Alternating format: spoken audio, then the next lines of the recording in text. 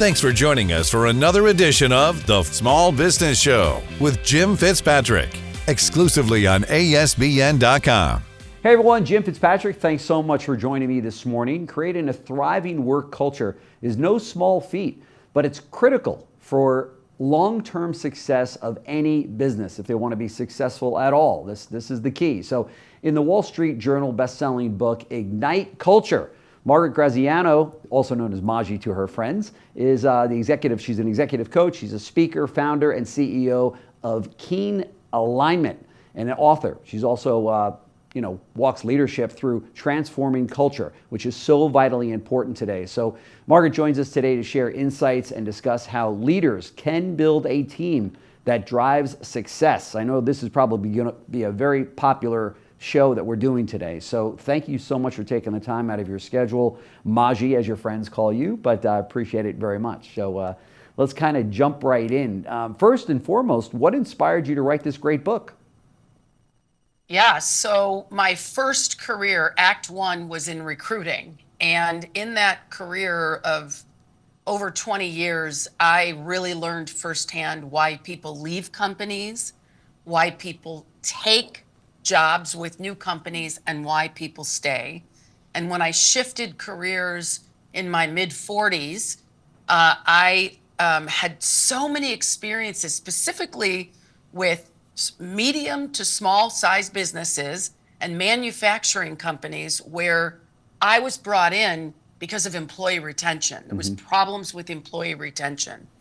What they didn't see is the systemic challenges. Retention was just a measure of what wasn't working deeper inside. Sure. And we had so many really great success stories, but we also had failures. And I wanted to give people in one book, here's what the problem is, and the solution is a human solution.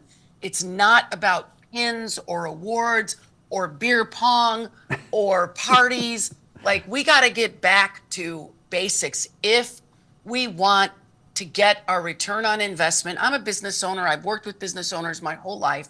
If we want to get a ROI for the 100 or 200 or 500 people we have, we got to take care of the root of the human system. And I wanted to give people access to that en masse. It's also why I speak, because the average company will not bring a consultant in. They'll try and do it themselves. And this book gives the do it yourself, DIY, people an opportunity to say, can we do it, or can we try certain things? So that's why I wrote the book. Sure. Well, that's fantastic. We're glad that you wrote the book. It's an outstanding book. For those people, I highly recommend that you get the book, read the book, use the book. We've made it very easy. There's going to be a link right underneath the video that you're watching. So just click it and you can purchase the book. If you don't do that, don't complain to me about the culture problems that you have in your company, because we're bringing the solutions right here.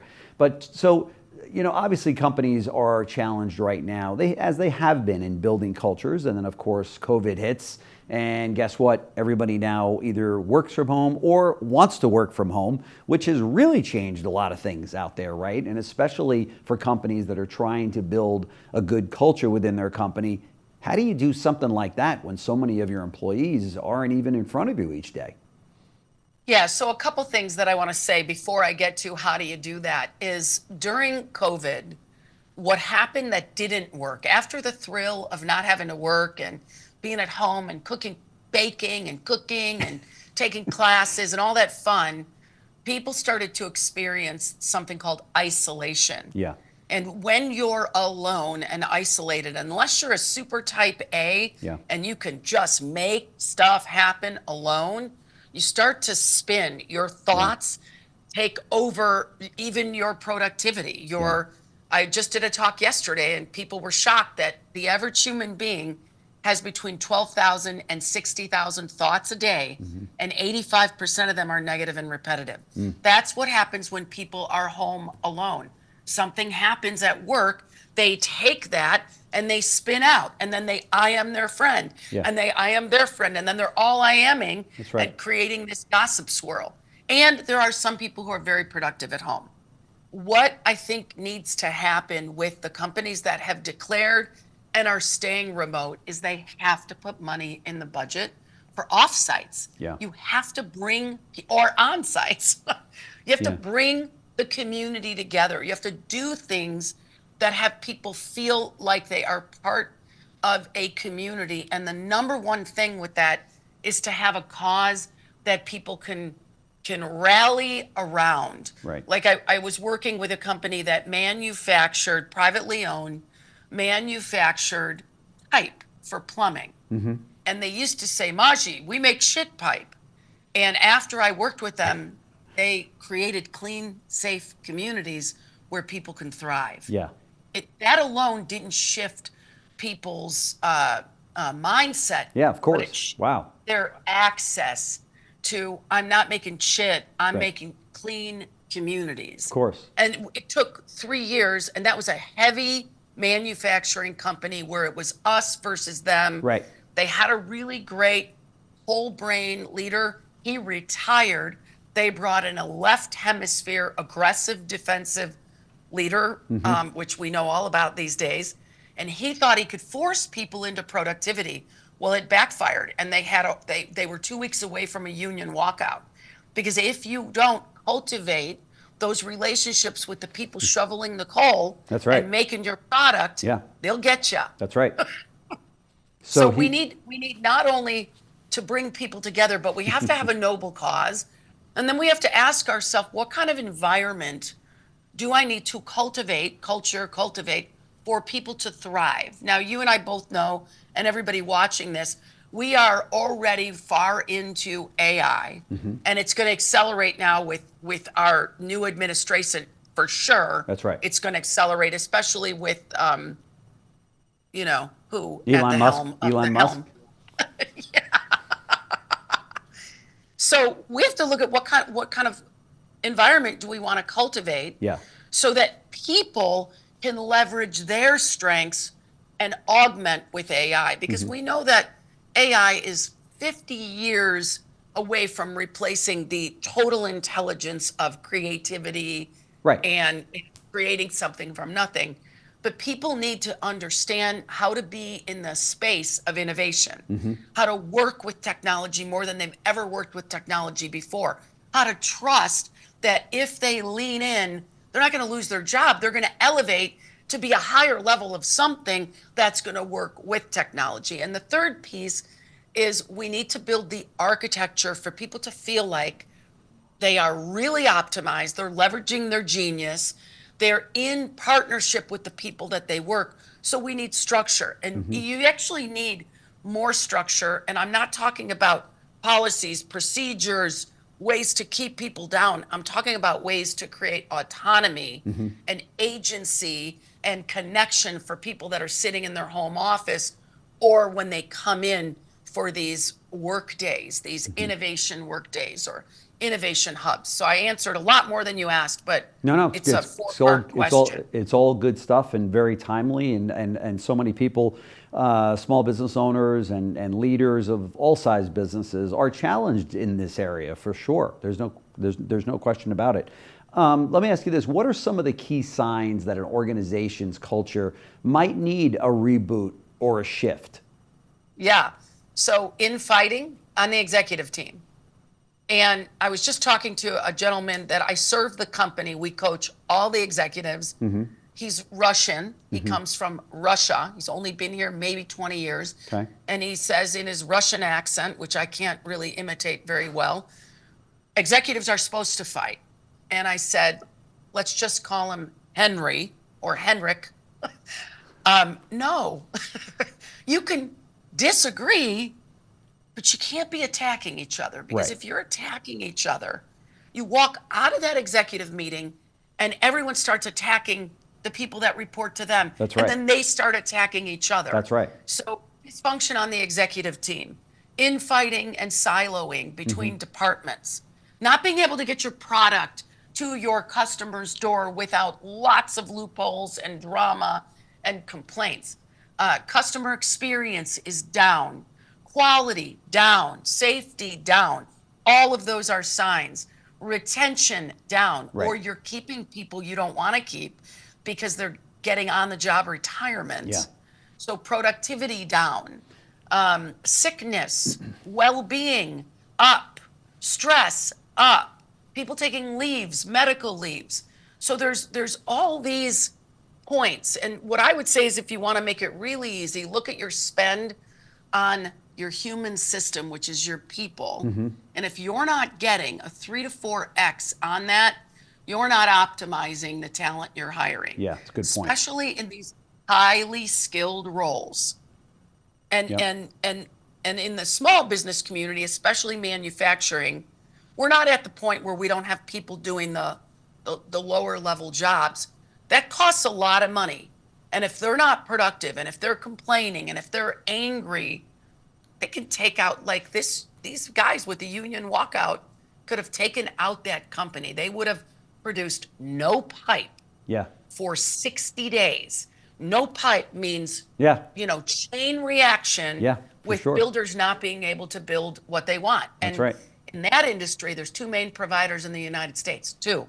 One goes out, it's detrimental for the rest of that company's existence. So we have to start, all of us, you're looking at a type A who was not a great leader when I was in my 30s at all. I was command, control, my way or the highway. Didn't work out too well for me. I had to go to rehab therapy about how to be a leader. And I got out of the business I was in because it was a juggernaut industry where if you weren't driving, right, you couldn't succeed. And that wasn't good for me to be the kind of person I wanted to be. But the point is, we all have to understand that the human system is the biggest spend we have, more than equipment. We never stop spending on it. It's not just payroll cost, it's insurance, it's legal, it's lawsuits, it's all the extra money. If the average person is working in a state of frustration, that means they can only be effective 25% of the time. Which means you are pouring that money down the drain. That's right. 75% of the time. That's right. If the average person or team is operating in fear, they're operating only in effectiveness 10% of the time. So now most CEOs, I do a lot of work with small business in the Vistage community. I'm sure you know about Vistage in in this channel. So it's small business for CEOs. Number one problem, you said, how did I get into this business? Why did I write the book?